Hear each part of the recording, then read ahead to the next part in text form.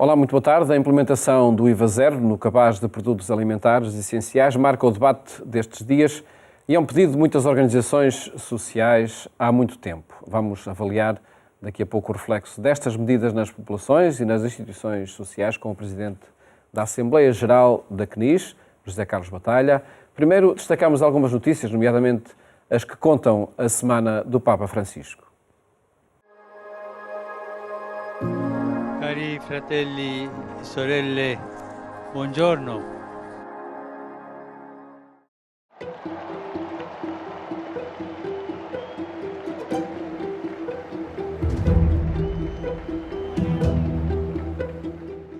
Na contagem decrescente para a celebração da Páscoa, o Papa deixou no Vaticano uma mensagem de esperança contra o pessimismo e o medo. Francisco recordou a passagem do Evangelho segundo São João, que relata a ressurreição de Lázaro. Caro fratello, cara sorella, toglieti le bende che ti legano.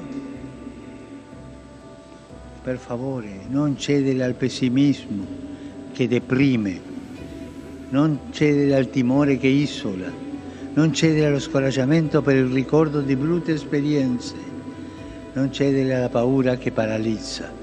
Riusciamo noi ad aprire il sepolcro dei problemi? Siamo capaci? E a guardare oltre la soglia verso la sua luce? O abbiamo paura di questo? E a nostra volta, come piccoli specchi dell'amore di Dio, riusciamo a illuminare gli ambienti in cui viviamo con parole e gesti di vita? Testimoniamo la speranza e la gioia di Gesù, noi peccatori tutti.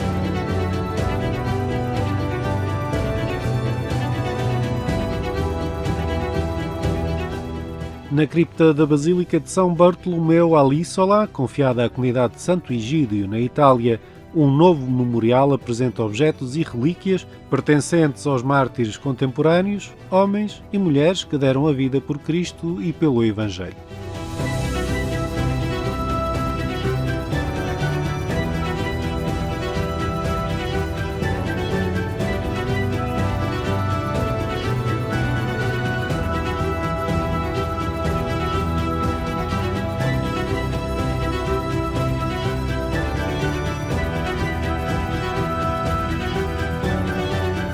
27 de março de 2020, um dos momentos mais marcantes do atual pontificado.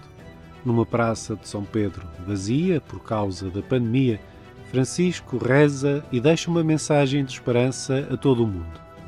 Agora, o Vaticano e a Agência Espacial Italiana vão lançar a 10 de junho uma missão conjunta para deixar no espaço a mensagem de Francisco. Um satélite vai carregar as imagens e palavras daquele dia histórico de 2020 num nanolivro que permanecerá em órbita durante mais de uma década.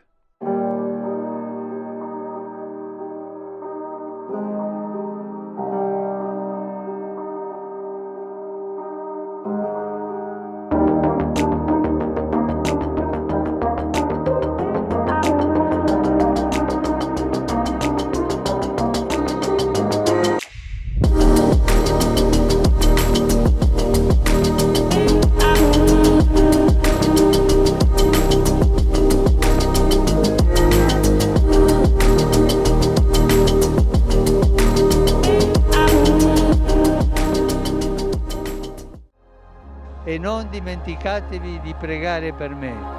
Arrivederci. Responsáveis pelo setor da catequese nas conferências episcopais de Portugal, Espanha e Itália participaram num encontro em Lisboa.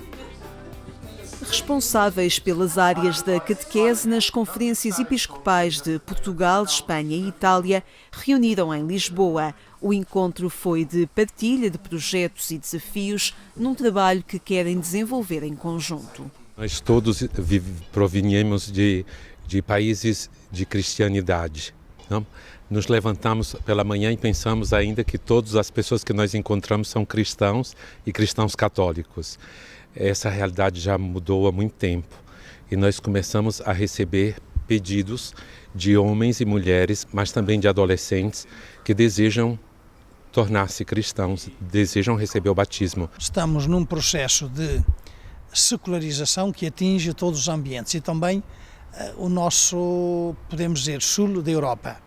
Além disso, ainda há bastante religiosidade, quer nas festas religiosas, quer até na prática dos sacramentos ligados aos processos de crescimento na fé, que às vezes são mais festas religiosas do que são etapas de crescimento na fé, como é a primeira comunhão, como é o crisma. A nossa reflexão está na forma como o Diretório para a Catequese o podemos atualizar e o podemos pôr em prática nesta realidade na qual nos encontramos. Estos encuentros nos ayudan siempre a comprobar que los problemas que tenemos cada uno en nuestro sitio son comunes y que si nos unimos podemos encontrar de forma más eficaz soluciones también comunes. Y esos problemas principalmente tienen que ver con la urgencia de evangelizar. Experimentamos cómo se ha quebrado en muchos ámbitos la transmisión de la fe por muchos factores. Nos encontramos con un contexto creciente de secularização. E muitas vezes a catequese é entendida como um processo de preparação para sacramentos, para festas religiosas e nada disso. A catequese é crescer na fé, onde estas etapas sacramentais se incluem, mas queríamos que o processo catequético levasse verdadeiramente a uma verdadeira iniciação cristã. O ministério do catequista, instituído na Igreja Católica pelo Papa Francisco, foi também motivo de análise e aprofundamento no encontro. Como é que pode mudar a realidade? Como é que o catequista, instituído no ministério, pode ser agente de mudança? Estes responsáveis querem que o catequista esteja muito ligado à missão da Igreja de alargar horizontes. Nós publicamos agora recentemente o ritual da instituição deste ministério do catequista, coisa que eles se admiraram muito que nós já tivéssemos o ritual publicado e aprovado pela Santa Sé. A missão do catequista qual é? É uma missão eclesial. E a missão eclesial é construir a Igreja naquela realidade concreta da comunidade cristã. E o catequista instituído deve ser o rosto dessa comunidade e deve ser aquele que ajuda e potencia a iniciação cristã. Na minha Itália, os acompanhadores dos catecúmenos vão ser privilegiados como possíveis candidatos a receberem o mistério do catequista, exatamente porque são acompanhadores muito específicos de adolescentes com mais de 14 anos, jovens e adultos em situações diversas, em questões culturais diversas. Uma igreja viva é uma igreja rica em ministérios.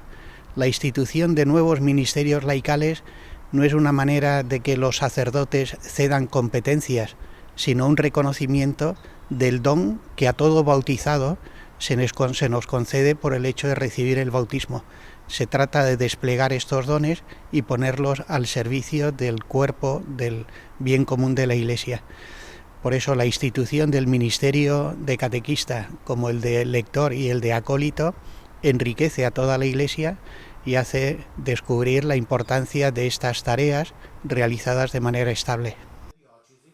O encontro de responsáveis do setor da catequese nas conferências episcopais do sul da Europa, que junta Portugal, Espanha e Itália, este segundo com a ausência de Malta, nasceram com o objetivo de criar relações de partilha e trabalho conjunto, aplicado depois nas realidades específicas de cada um. Arcebispo de Évora disse que a Igreja tem dívida de humanização com as vítimas dos abusos sexuais. Admitiu indenizações, falou do memorial e do trabalho na Arquidiocese. O arcebispo de Évora reafirmou que a preocupação da Igreja Católica são as vítimas dos abusos sexuais com quem têm uma dívida de humanização e destaca a importância de ouvir testemunhos. Um sofrimento irreparável que têm de fazer tudo o que estiver ao seu alcance. Quando eu digo irreparável, digo que temos uma dívida de humanização à vítima. aos direitos da criança, aos direitos da pessoa humana. E quando nós ouvimos testemunhos, nós ficamos diferentes. Eu penso que esta realidade faz uma grande diferença entre as pessoas. Ouvir um testemunho de uma vítima é como visitar Auschwitz. Fica-se para sempre diferente. As indenizações às vítimas são um assunto incontornável. O arcebispo de Évora explica que é da responsabilidade do abusador, mas também pode ser da Igreja. Existe ainda a dimensão do acompanhamento, o compromisso de estar ao lado das vítimas e apoiar ao nível psicológico, psiquiátrico e espiritual. Todos os bispos, como foi dito no comunicado, estão disponíveis para receber pessoalmente e conversar com a vítima e, ao mesmo tempo, sentimos a necessidade de apoiar e ajudar as pessoas que hoje, caindo em si, percebem que a sua história tem marcas muito dolorosas, ou seja, fizeram sofrer muitos outros. Os agressores têm que ter também o seu acompanhamento próprio. Dom Francisco Senra Coelho explicou que a Comissão Diocesana de Proteção e Segurança de Menores e Pessoas Vulneráveis está muito bem preparada. É uma equipa multidisciplinar e já foi remodelada. A Arquidiocese de Évora está a trabalhar num plano de procedimentos que pode ser usado nas dioceses do Algarve e de Beja, que fazem parte desta província eclesiástica e têm um seminário em comum, e ainda Setúbal.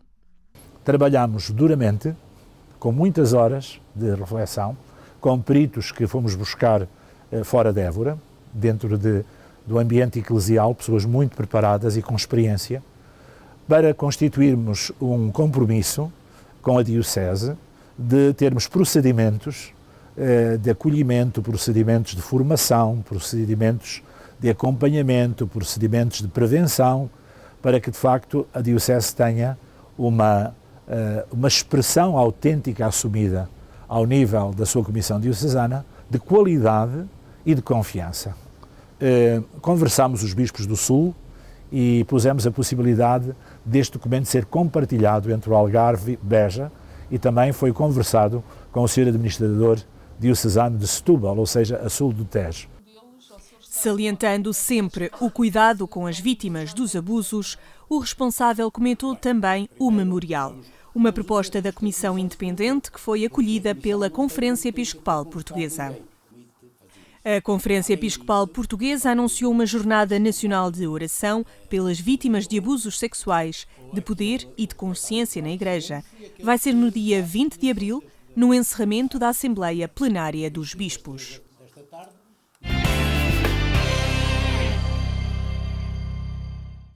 Acompanhe estes e outros acontecimentos no portal da agência Eclésia. Agora vamos a contas para perceber o impacto dos apoios sociais anunciados pelo Governo. É nosso convidado José Carlos Batalha, Presidente da Assembleia Geral da CNIS e da União das Instituições Particulares de Seguridade Social em Lisboa. Muito boa tarde, obrigado por estar connosco. Que avaliação faz desta medida do Governo, deste cabaz de alimentos em IVA-0 e que consequências que implica que poderá ter para colmatar muitas necessidades que acredito sejam cada vez mais sentidas pelas instituições particulares de seguridade social? Muito obrigado pelo convite. De facto, esta medida é uma medida positiva, como é óbvio, porque tudo o que possa, de alguma forma, vir diminuir os encargos que as famílias têm e, portanto, a questão alimentar é uma questão fulcral e todos sabemos que, mercê de um conjunto de situações e de fatores, que os preços dos bens alimentares subiram exponencialmente nos últimos tempos e, portanto, uma medida que possa, de alguma forma, vir diminuir este peso e estes encargos é sempre positiva.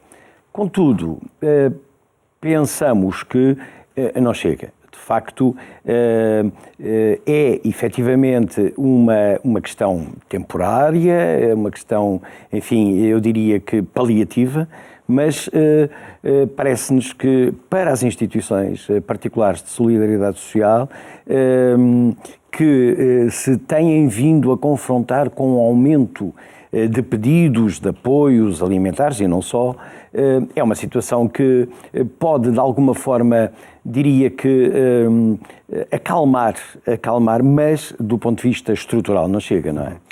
Aí que outras medidas defende a CNIS, seja neste âmbito dos impostos, seja de apoios mais estruturais às instituições? Repare, no que diz respeito às instituições, de facto, a fatia da alimentação é uma fatia considerável, obviamente, mas é uma fatia muito pequena. Nós temos encargos e problemas complicados, graves, que advêm exatamente do aumento, por exemplo, do custo dos combustíveis, da eletricidade, preços que subiram extraordinariamente e que pesam de forma muito marcante, muito significativa na sustentabilidade das instituições. E, portanto, eu creio que haveria medidas que de alguma forma possam de alguma maneira mitigar esta situação. Por exemplo, ao nível fiscal. Não me parece que faça muito sentido que, em sede de cooperação, as instituições recebam, exatamente por via dos acordos de cooperação, as comparticipações que vêm do Estado e desses valores, uma parte muito significativa nós vamos restituir ao Estado em impostos, TSU, por exemplo, e outros. IRS, e portanto, provavelmente se recebemos 12 meses e pagamos 14 meses, não é? Portanto, se houvesse, por exemplo, um 13º mês de comparticipações, poderia de alguma forma vir a atenuar este problema de sustentabilidade que vivemos. Por outro lado, também em sede fiscal, não se percebe que, por exemplo, o IVA que pagamos, por exemplo, da construção, seja um IVA a 23%, quando, por exemplo, as autarquias, e nós prestamos serviço público, as instituições o que fazem é, nesta missão de responderem às necessidades concretas das populações, é um serviço público. Não percebemos porque é que nós pagamos 23% e, por exemplo, as autarquias têm um IVA de 6%, não é? Portanto, logo aqui há uma diferença considerável que importa atenuar. E acredito que as coparticipações que vão recebendo vão sendo cada vez mais escassas diante das necessidades que vos chegam à porta e do aumento dos bens e serviços que está a acontecer para que essas necessidades sejam satisfeitas. Sem dúvida. Desde logo porque o perfil dos utentes das instituições mudou radicalmente. Portanto, nós, por exemplo, na área dos idosos, os nossos centros de dia, os nossos serviços de apoio domiciliário e os nossos lares, os ERPs, que tinham um quadro de recursos humanos pensado há 30, 40 anos atrás, e hoje este quadro de recursos humanos não é mais possível, porque as pessoas vêm, enfim, muito mais condicionadas, muito mais debilitadas, a necessitarem de cuidados muitas vezes na área da saúde. Nós não somos instituições de saúde, mas muitas vezes somos uma retaguarda nesta área. E, portanto, precisamos de muito mais pessoas e isso, como todos sabemos, de facto, traz custos acrescidos nas tesourarias das instituições. E aumenta, de facto, de forma significativa o número de pedidos que vos chegam a cada dia? Sem dúvida. Necessidades, sobretudo, alimentares? Necessidades, sobretudo, alimentares. Por exemplo, poderíamos dizer que há 10 anos, talvez, foi criado um programa que se chamava Cantina Social. O valor que então foi contratualizado para essa resposta social ainda não foi alterado. E, portanto, o preço dos bens alimentares destinados a fazer face a esta resposta social mantém-se há 10 anos o mesmo. Portanto, é por demais evidente. E, por outro lado, as instituições continuam a ser confrontadas com um aumento de pessoas que lhes batem à porta todos os dias e às quais nós não dizemos nunca não. recebemos e não podemos dizer que não, porque esta é a nossa matriz, não é? Por isso dizia que, enfim, de facto, essa diferença entre aquilo que está contratualizado e as necessidades efetivas para lhe fazer face, o custo efetivo para fazer face, com esta medida do IVA zero, sendo positiva, não resolve. Não chega. Não chega. É uma medida, efetivamente, e reitero o que disse, é uma medida positiva, mas obviamente que é uma medida que poderia eventualmente ser uma medida transitória até se conseguir uma medida mais estrutural que de alguma forma possa dar mais conforto às instituições. É essa a proposta das instituições, fazer com que de facto não seja só um prazo até outubro, exatamente, mas que se possa partir daqui para outra medida mais estrutural. Exatamente. Nomeadamente no domínio fiscal. Exatamente, por exemplo, no domínio fiscal, não é? É também um desejo vosso que esses valores que estão em protocolo com a Segurança Social possam também ser revistos mediante o aumento de... Essas negociações, acredito que sejam constantes. Exatamente. Em sede de cooperação, eu creio que é preciso que o Estado perceba que as instituições são um pilar estruturante do Estado Social português. E estamos de norte ao sul do país, como o presidente da direção da CNIS costuma dizer, o Padre Lino costuma dizer, nós estamos desde a aldeia mais escondida entre os montes até aos Açores e, portanto, nesta rede capilar que vai dando respostas concretas às necessidades das comunidades, que vai sendo o principal empregador em muitas freguesias, em muitos concelhos, as instituições particulares de solidariedade social são o principal empregador e, portanto, que garantem a coesão social. E, portanto, obviamente que em sede de cooperação pensamos que o Estado deveria ter uma atenção, um olhar mais próximo, mais atento e mais atual no que concerne às necessidades e às respostas que as instituições dão. Tem que dar, de facto, a muitas populações. José Carlos Batalha, agradeço ter estado aqui no programa Eclésia neste comentário às medidas do Governo em torno do IVA zero e também às necessidades que as instituições vão sentindo. Nós é que agradecemos. Muito obrigado por ter estado neste programa que hoje fica por aqui. Amanhã estaremos de volta com o comentário à liturgia de domingo que vos propomos em cada sexta-feira. Votos de uma ótima tarde e até amanhã, se os quiserem.